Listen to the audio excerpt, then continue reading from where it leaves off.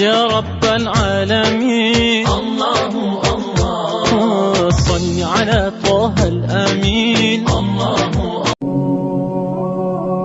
رمضان waxaana soo martay bishii daabiga ahayd bisha Ramadaan waxay inoo ahayd marti waxaana rayn iyo nasiib wacan u sugnaaday kuwa ka faa'iideystay qofkii si wacan u soo dhaweeyay si wacan u sagootiyay Ramadaan waxa inooga haray waqti yar oo kooban sida awgeed waxay farxadii liibaan u ahaatay qofkii ka faa'iideystay waxa soo hogay oo qasaaray qofkii uu aqligiisu waa daciif oo ay bishan ku soo dhaaftay mooganaan ilmaam dunuubtan u samayn jiray si ula kac ah bishii barakeysnay dhexdeeda waa Ramadaane bishan waxay ahayd maalmo lagu baranayay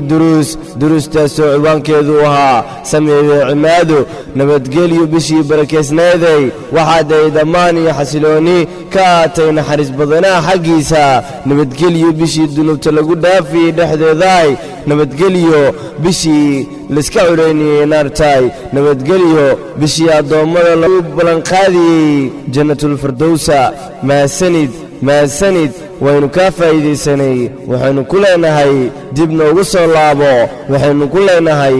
الله رمضان كان رمضان كيسا أنا قوى عفمات قبل نقارسي الله رمضان كان يودمان أذيقوا أنا نقرأ لأهين الله نودن بداف أذيقا يا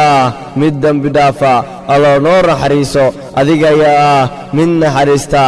الله وحوال بينو دونينو أذيقا ينكوي دي سنينا بسنة رمضان انت ايسان دمانين هدبا دقيقة دبها كار سناداني أما ساعدها كار سناداني أما سكيمو ويلو وحينو كده جنة بسي رمضان الله وأذيقا ينو دنكاقو أهاني الله وأذيقا ينو دنكاقو سوجيسني الله نودن بداف الله